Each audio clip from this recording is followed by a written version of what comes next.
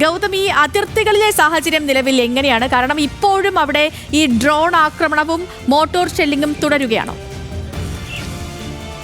ഇത് രണ്ട് കാര്യങ്ങളാണ് ഇതുമായി ബന്ധപ്പെട്ട് ഏറ്റവും ഒടുവിലെ നമുക്ക് വ്യക്തമാക്കാൻ കഴിയുന്നത്. ഇതിൽ ഏറ്റവും പ്രധാനപ്പെട്ട ഒന്നാമത്തെ കാര്യം, കഴിഞ്ഞ ദിവസം ഉണ്ടായ ആക്രമണത്തെ സംബന്ധിച്ചുള്ള ഒരു ഏകദേശ റിപ്പോർട്ട് ഒരുപക്ഷെ മീഡിയ ബ്രീഫിങ്ങിന് മുൻപായി നമുക്ക് ഔദ്യോഗികമായ വൃത്തങ്ങളിൽ നിന്നും ലഭിക്കാവുന്ന വിവരങ്ങൾ ശേഖരിച്ച് നൽകാൻ കഴിയുന്ന റിപ്പോർട്ടെന്ന് വ്യക്തമാക്കാവുന്ന റിപ്പോർട്ടാണത്. ആ റിപ്പോർട്ടിൽ പറയുന്നത് കഴിഞ്ഞ ദിവസം പ്രധാനമായും നടത്തിയിട്ടുള്ള ആക്രമണം അത് 3 മേഖല ലക്ഷ്യം വെച്ചായിരുന്നു. ഒന്ന് ജമ്മുവാണ്, ഒന്ന് പത്താൻകോട്ടാണ്, ഒന്ന് ഉദ്ധംപൂരാണ്. ഇത് 3 സൈനികമായി ഇന്ത്യക്ക് ഏറ്റവും പ്രധാനപ്പെട്ട കേന്ദ്രങ്ങൾ കൂടിയാണ്, അല്ലെങ്കിൽ സൈനിക കേന്ദ്രങ്ങൾ കൂടിയാണ് എന്നതാണ് ഏറ്റവും നിർണായകമായ വിവരം. ഈ വിവരം ഈ മണിക്കൂറിൽ പുറത്തു വരികയാണ്. ഈ 3 കേന്ദ്രങ്ങളായിരുന്നു പ്രധാനമായും പാകിസ്ഥാൻ ലക്ഷ്യം വെച്ചത് എന്നാണ് നമുക്ക് ഇപ്പോൾ ഏറെക്കുറെ സ്ഥിരീകരിക്കാൻ കഴിയുന്നത്. PIB ഉൾപ്പെടെയുള്ള ഏജൻസികൾ ഈ കാര്യം വ്യക്തമാക്കുന്നുണ്ട്. അതോടൊപ്പം തന്നെ മറ്റൊരു കാര്യം, നിലവിൽ ഇന്നലെ ഉണ്ടായ സ്ഫോടനങ്ങൾ സംബന്ധിച്ചാണ്. അത് പ്രധാനമായും നടന്നത് അഗ്നൂർ, സാംബ, ബാരാമുള്ള, കുപ്വാര തുടങ്ങിയ മേഖലകളിലാണ് പ്രധാനപ്പെട്ട എക്സ്പ്ലോഷനുകൾ ഉണ്ടായിട്ടുള്ളത് എന്നിപ്പോൾ നമുക്ക് വ്യക്തമാക്കാൻ കഴിയുന്നുണ്ട്. അതോടൊപ്പം തന്നെ കഴിഞ്ഞ ദിവസം പാകിസ്ഥാൻ ആക്രമിക്കാൻ തിരഞ്ഞെടുത്ത സ്ഥലങ്ങളെ സംബന്ധിച്ച് 15 കേന്ദ്രങ്ങളാണ് ആ ആക്രമണത്തിന് അവർ തിരഞ്ഞെടുത്തതായി നമുക്ക് ലഭിച്ച വിവരം. ആ സ്ഥലങ്ങളെ സംബന്ധിച്ചുള്ള ഒരു വിവരവും ഇപ്പോൾ പുറത്തു വന്നിട്ടുണ്ട്. അത് ഏതൊക്കെയാണ്, എവിടെയൊക്കെയാണ് എന്ന് സംബന്ധിച്ചുള്ള വിശദാംശങ്ങളാണ് പുറത്തു വന്നിരിക്കുന്നത്. അതിലേറ്റവും പ്രധാനപ്പെട്ട ഈ 15 കേന്ദ്രങ്ങൾ, അവർ ആക്രമിക്കാൻ തീരുമാനിച്ച 15 കേന്ദ്രങ്ങൾ, ഒന്ന് അവന്തിപുരയാണ്, അത് ശ്രീനഗറിലാണ്. പിന്നൊന്ന് അമൃത്സറാണ്, മറ്റൊന്ന് കപൂർത്തലയാണ്, ജലന്ധറുണ്ട്, ലുധിയാനയുണ്ട്, അദംപൂരുണ്ട്, ബത്തിൻഡയുണ്ട്, ചണ്ഡീഗഡുണ്ട്, നല്ലുണ്ട്, അതോടൊപ്പം ഫലോഡിയും ഉത്തലായും ഭുജുമുണ്ട്. ഇതിലേറ്റവും നിർണായകമായ കാര്യം, ഇതിൽ ഭൂരിപക്ഷ സ്ഥലങ്ങളും പഞ്ചാബിലാണ് എന്നതാണ് നമ്മൾ ശ്രദ്ധിക്കേണ്ട കാര്യം. നേരത്തെ നമുക്കറിയാം പാകിസ്ഥാൻ ഇത്തരത്തിലുള്ള പ്രകോപനങ്ങൾ സൃഷ്ടിച്ചിരുന്നത് ജമ്മു കാശ്മീർ അതിർത്തികളിലോ അല്ലെങ്കിൽ നിയന്ത്രണ രേഖയ്ക്ക് സമീപമോ ഒക്കെ ആയിരുന്നെങ്കിൽ അതിൽ നിന്നും വ്യത്യസ്തമായിക്കൊണ്ട് പഞ്ചാബ് കേന്ദ്രീകരിച്ചുകൊണ്ടുള്ള ഒരു ആക്രമണത്തിനാണ് കഴിഞ്ഞ ദിവസം പാകിസ്ഥാൻ മുതിർന്നത് എന്നാണ് നമുക്ക് ഇതിൽ നിന്നും വ്യക്തമാക്കാൻ കഴിയുന്നത്. അതോടൊപ്പം തന്നെ രാജസ്ഥാനിലും ഗുജറാത്തിലും ആക്രമണങ്ങൾ നടത്താനും പദ്ധതിയിട്ടിരുന്നു. എന്നാൽ ഈ പദ്ധതിയാണ് ഇന്ത്യ വളരെ സമർത്ഥമായി ഏറ്റവും മികച്ച രീതിയിൽ പ്രതിരോധിച്ചത് എന്നാണ് ഇപ്പോൾ നമുക്ക് മനസ്സിലാക്കാൻ സാധിക്കുന്നത്. എന്തായാലും ഈ 15 കേന്ദ്രങ്ങൾ സംബന്ധിച്ചുള്ള നിർണായക വിവരങ്ങൾ പുറത്തു വരുമ്പോൾ മനസ്സിലാക്കാൻ സാധിക്കുന്നത് പഞ്ചാബായിരുന്നു പാകിസ്ഥാൻ പ്രധാനമായും ലക്ഷ്യം വെച്ചിരുന്ന ഒന്നാമത്തെ സ്ഥലം എന്നതിൽ യാതൊരു തർക്കവുമില്ല. രണ്ടാമത് ഗുജറാത്തും രാജസ്ഥാനുമായിരുന്നു. എന്നാൽ ഈ മേഖലയിലൊക്കെ തന്നെ ഈ ആക്രമണത്തെ ചെറുക്കാൻ നമുക്ക് കഴിഞ്ഞിട്ടുണ്ട് എന്നതാണ് ഏറ്റവും നിർണായകമായ പ്രധാനപ്പെട്ട നമ്മൾ സ്വീകരിച്ച നടപടികളിലെ ഏറ്റവും പ്രധാനപ്പെട്ട കാര്യം. ഇനി മറ്റ് ആക്രമണത്തിൻ്റെ വിശദാംശങ്ങളിലേക്ക് വന്നു കഴിഞ്ഞാൽ 24 മണിക്കൂറിനിടെ, അതായത് കഴിഞ്ഞ വൈകുന്നേരം തുടങ്ങി ഇന്ന് രാവിലെയുള്ള സമയം വരെ 24 മണിക്കൂർ മാറ്റി വെച്ചാൽ ആ സമയത്തിനിടെ കഴിഞ്ഞൊരു രാത്രിക്കിടെ 2 തവണയാണ് പാക് പ്രകോപനങ്ങൾ ഉണ്ടായത്. ഒന്ന് സേതു സൂചിപ്പിച്ച പോലെ തന്നെ വൈകുന്നേരം ഒരു 7:30 മണി 8 മണിയോടുകൂടി ആരംഭിച്ച ഡ്രോൺ ആക്രമണം, ഡ്രോണുകൾ ഉപയോഗിച്ചുകൊണ്ടും അതോടൊപ്പം തന്നെ മിസൈലുകൾ ഉപയോഗിച്ചുകൊണ്ടുമുള്ള ആക്രമണം. അതിനുശേഷം പുലർച്ചെ 3:30 മുതൽ 5:30 വരെ നീണ്ടുനിന്ന ഡ്രോൺ ആക്രമണ ശ്രമങ്ങൾ. ഇങ്ങനെ 2 രീതിയിലുള്ള ആക്രമണ ശ്രമങ്ങളാണ് ഉണ്ടായിട്ടുള്ളത്. ഈ രണ്ടാമത്തെ ആക്രമണ ശ്രമങ്ങളെ തുടർന്നാണ് രാവിലെ ഉൾപ്പെടെ ബ്ലാക്ക് ഔട്ടിലേക്ക് പോകേണ്ട സാഹചര്യത്തിൽ പഞ്ചാബിലെ അമൃത്സർ, അതോടൊപ്പം തന്നെ ജമ്മു കാശ്മീരിലെ പൂഞ്ച്, രജൌരി തുടങ്ങിയ ഈ മേഖലകൾ ബ്ലാക്ക് ഔട്ടിലേക്ക് പോകേണ്ട സാഹചര്യം ഉണ്ടായത്. ഗുജറാത്ത് പത്താൻകോട്ട് ഉൾപ്പെടെയുള്ള സ്ഥലങ്ങളിലേക്ക് ഈ ബ്ലാക്ക് ഔട്ടിലേക്ക് പോകേണ്ട സാഹചര്യം രാവിലെ ഉണ്ടാകുന്നത് ഈ 3:30 മുതൽ 5:30 മണി വരെ നടന്നിട്ടുള്ള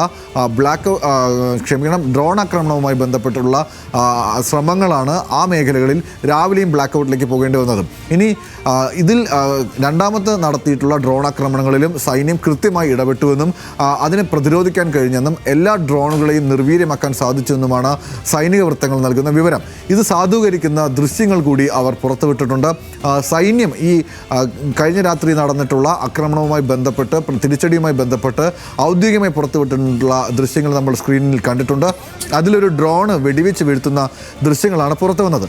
അപ്പോൾ 3:30 മുതൽ 5:30 വരെ നടന്നിട്ടുള്ള ഡ്രോൺ ആക്രമണങ്ങളിലാണ് ഈ ഒരു നടപടി ഉണ്ടായിരിക്കുന്നത് എന്നും സൈന്യം വ്യക്തമാക്കുന്നുണ്ട്. പിന്നീട് ഈ 5:30 ശേഷവും ഷെല്ലിംഗ് നടന്നിട്ടുള്ള സ്ഥലങ്ങളാണ് നേരത്തെ സൂചിപ്പിച്ച പൂഞ്ചും രജൌരി മേഖലയും ഉറി മേഖലയും. ഇതിൽ ഉറി മേഖലയിൽ നടത്തിയിട്ടുള്ള ഷെല്ലാക്രമണത്തിനിടെയാണ് ഈ ആക്രമണം ഉണ്ടാകുന്നുണ്ട് എന്ന് മനസ്സിലാക്കിക്കൊണ്ട് സുരക്ഷിത കേന്ദ്രത്തിലേക്ക് മാറാൻ കാറിൽ യാത്ര ചെയ്യുകയായിരുന്ന ഒരു സംഘത്തിന് നേരെ ഈ ഷെല്ലാക്രമണം ഉണ്ടാകുന്നതും അതിൽ ഒരു വനിത കൊല്ലപ്പെടുകയും ചെയ്യുന്നത്. ഇക്കാര്യം അവരുടെ ബന്ധുക്കൾ തന്നെ സ്ഥിരീകരിക്കുകയും ചെയ്തിട്ടുണ്ട്. അപ്പോൾ ഉറിയിലാണ് ആ ആക്രമണം നടന്നത്. അവിടെയാണ് രാവിലെ രാവിലെ 5:30-ക്ക് ശേഷവും ഷെല്ലിംഗ് നടന്നത്. ഈ മറ്റ് സ്ഥലങ്ങളിലൊക്കെ തന്നെ 3:30 മുതൽ 5:30 വരെ നടന്നത് ഡ്രോൺ ആക്രമണ ശ്രമങ്ങളായിരുന്നു. ജമ്മു കാശ്മീരിലും ആ സമയത്ത് ഡ്രോൺ ആക്രമണ ശ്രമങ്ങൾ ഉണ്ടായിരുന്നു. അതിൽ 4:30 നടന്നൊരു ശ്രമം അത് പരാജയപ്പെടുത്തുന്ന ദൃശ്യങ്ങളാണ് സൈന്യം പുറത്തുവിട്ടത്. അത് പടിഞ്ഞാറൻ മേഖലയിലാണ്, നിയന്ത്രണ രേഖയോട് അടുത്താണ്, ജമ്മു കാശ്മീരിൽ അടുത്താണ് എന്നാണ് സൈന്യം നൽകുന്ന വിശദീകരണം. ഇനി അതിനുശേഷവും ഷെല്ലിംഗ് ഉണ്ടായിട്ടുണ്ട്. ആ ഷെല്ലിംഗ് ഉണ്ടായതിൻ്റെ വിശദാംശങ്ങളാണ് ഈ ഉറി സെക്ടറിൽ നിന്ന് നമുക്ക് പുറത്ത് കിട്ടിയ വിവരവും അതിലൊരാൾ കൊല്ലപ്പെട്ടു എന്നുള്ള വിവരവും സ്ഥിരീകരിക്കപ്പെടുന്നത്. ഇത്തരത്തിലാണ് രാവിലെ അതിർത്തിയിലുണ്ടായ കാര്യം. അതിനുശേഷം ബ്ലാക്ക് ഔട്ടിലേക്ക് പോകുമ്പോൾ നിലവിൽ നമുക്ക് മനസ്സിലാക്കാൻ സാധിക്കുന്നത് പത്താൻകോട്ട് ഉൾപ്പെടെ ബ്ലാക്ക് ഔട്ടിലായിരുന്നു പുലർച്ചെ വരെ. അവിടെ ഇപ്പോൾ ലൈറ്റുകൾ തെളിയിക്കാനുള്ള അനുമതി നൽകിയിട്ടുണ്ട് എന്നാണ് മനസ്സിലാക്കുന്നത്. നിലവിൽ ഈ ബ്ലാക്ക് ഔട്ട് സ്റ്റേജ് തുടരുന്നത് പ്രത്യേകിച്ച് പൂഞ്ച് രജൌരി മേഖലയിൽ ആണ് എന്നും നമുക്ക് മനസ്സിലാക്കാൻ സാധിക്കുന്നുണ്ട്. ജയ്സൽമേർ ഉൾപ്പെടെയുള്ള സ്ഥലങ്ങളിൽ രാവിലെ തന്നെ ബ്ലാക്ക് ഔട്ട് ഒഴിവാക്കിക്കൊണ്ട് ജനങ്ങൾ സ്വൈര ജീവിതത്തിലേക്ക് അല്ലെങ്കിൽ നിത്യജീവിതത്തിലേക്ക് തിരിച്ചു വരുന്ന സാധാരണ നിലയിലേക്ക് കാര്യങ്ങൾ മടങ്ങിയെത്തുന്ന ഒരു കാഴ്ച നമ്മൾ കണ്ടിരുന്നു. പക്ഷേ അപ്പോഴും കനത്ത ജാഗ്രത തന്നെയാണ് ഈ മേഖലകളിൽ തുടരുന്നത്. മറ്റൊന്ന് സേതു സൂചിപ്പിച്ച വ്യാജ വാർത്തകളുമായി ബന്ധപ്പെട്ടുള്ള വിശദാംശങ്ങളാണ്. ഒരുപക്ഷേ പ്രസ് ട്രസ്റ്റ് ഓഫ് ഇന്ത്യ പുറത്തുവിടുന്ന വിശദാംശമനുസരിച്ച് ഒപ്പം സർക്കാർ ഫാക്ട് ചെക്കിംഗ് സംവിധാനങ്ങൾ പുറത്തുവിടുന്ന വിവരങ്ങളനുസരിച്ച് ഏകദേശം 10-ലധികം വീഡിയോകളാണ് ഇപ്പോൾ ഈ ആക്രമണവുമായി ബന്ധപ്പെട്ട് വ്യാജമായി പ്രചരിച്ചു കൊണ്ടിരിക്കുന്നത്. അതിലേറ്റവും പ്രധാനപ്പെട്ട 2 വീഡിയോകൾ, ഒന്ന് പാകിസ്ഥാൻ ഇന്ത്യയിലേക്ക് കടന്നു കയറിയെന്നും ഇന്ത്യൻ സൈനികരെ കൊലപ്പെടുത്തിയെന്നും ഇവിടെ പിടിച്ചെടുത്തു എന്നും പറയുന്ന തരത്തിലുള്ള വീഡിയോയാണ്.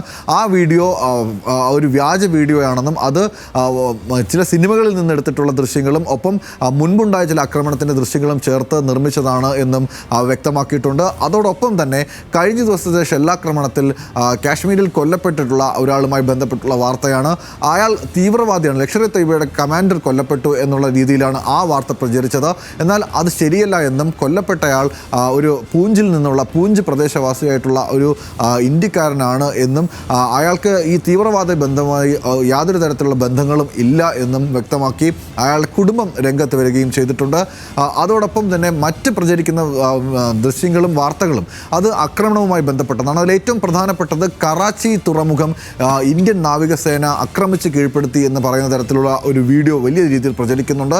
എന്നാൽ അത് ഫാക്ട് ചെക്കർമാർ അതുമായി ബന്ധപ്പെട്ട് നടത്തിയ പരിശോധനയിൽ തെളിഞ്ഞത് ഇത് ഇസ്രായേൽ ഗാസ ആക്രമണവുമായി ബന്ധപ്പെട്ട് അവരുടെ സംഘർഷവുമായി ബന്ധപ്പെട്ടുണ്ടായിട്ടുള്ള ഒരു ദൃശ്യമാണ്. ആ ദൃശ്യമാണ് വ്യാജമായി കറാച്ചിയിൽ നടത്തിയ ആക്രമണത്തിൻ്റെ ദൃശ്യങ്ങളായി പ്രചരിപ്പിക്കുന്നത്.